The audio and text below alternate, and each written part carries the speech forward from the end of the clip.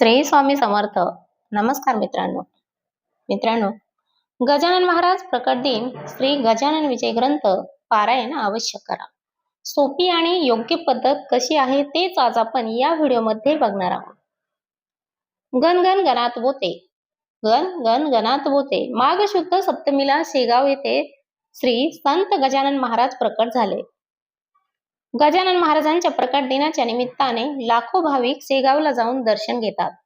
महाराष्ट्रातच नव्हे तर देश विदेशातील असंख्य भक्तगणांचे गजानन महाराज श्रद्धास्थान आहे.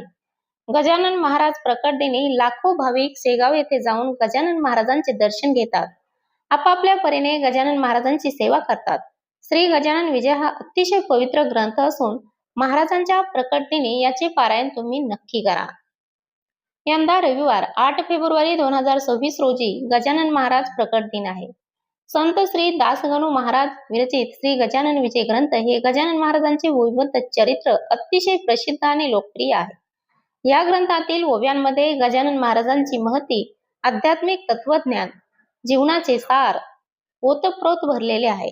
काही ओव्या खूप विचार करायला भाग पाडतात आणि जीवनाचे रहस्य जणू अलगद उलगडून टाकतात. भक्तगण या ग्रंथाचे नित्यनामाने पारायण करत असतात, वाचन करत असतात. एका दिवसात श्री गजानन विजय ग्रंथ पारायण करता येऊ शकतो. श्री गजानन विजय ग्रंथ पारायण अवश्य करा. श्री गजाननच्या भक्तीने जीवनातील कोणतीही समस्या सोडवण्याचे सामर्थ्य श्री गजानन विजय ग्रंथ वाचनात आहे. श्री गजानन विजय ग्रंथ हा एक सामर्थ्यशाली ग्रंथ आहे. एकदा तरी वर्षातून घ्यावे. दर्शन घेतल्यानंतर आपल्या सर्व इच्छा पूर्ण होतील. गजानाचे दर्शन एकदा तरी पारायण नक्की करा. श्री गजानन विजय ग्रंथ असे म्हटले जाते. संपूर्ण ग्रंथाचे पारायण केले तर त्वरित आपल्याला इष्ट फळ मिळते असा भक्तगणांचा अनुभव आहे. श्री गजानन विजय ग्रंथातील प्रत्येक अध्यायाचे महत्व आणि महात्म्य वेगळे आहे. जीवनातील विविध समस्या अडचणीवर श्री गजानन विजय हा ग्रंथ रामबाण उपाय मानला गेल्याचे सांगितले आहे. कसं करायचं आहे पारायण? एक आसानी पारायण. एका दिवसात एकाच बैठकीत न उठता बसता संपूर्ण 21 अध्यायाचे पारायण करणे ही पारायणाची अत्यंत उत्तम पद्धत आहे. वाचन गतीनुसार पारायणासाठी 4 ते 5 तास लागतात. गुरुपुष्यामृत योगावर केलेल्या एक आसनी पारायणाचे विशेष महत्व संत कवी दासगणू महाराजांनी सांगितले आहे. एक दिवसीय पारायण कसे असते? एका दिवसात पहाटेपासून रात्री उशिरापर्यंत आपल्या सवडीनुसार 21 अध्यायाचे पारायण करता येऊ शकते.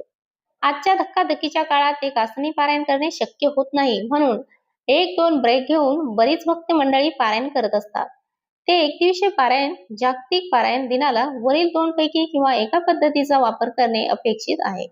वेळेचं बंधन व व्यस्त जीवन प्रणाली या गोष्टी लक्षात घेऊन आणखी काही पारायण पद्धतीचा वापर तुम्ही करू शकता. श्री गजानन महाराज की जय.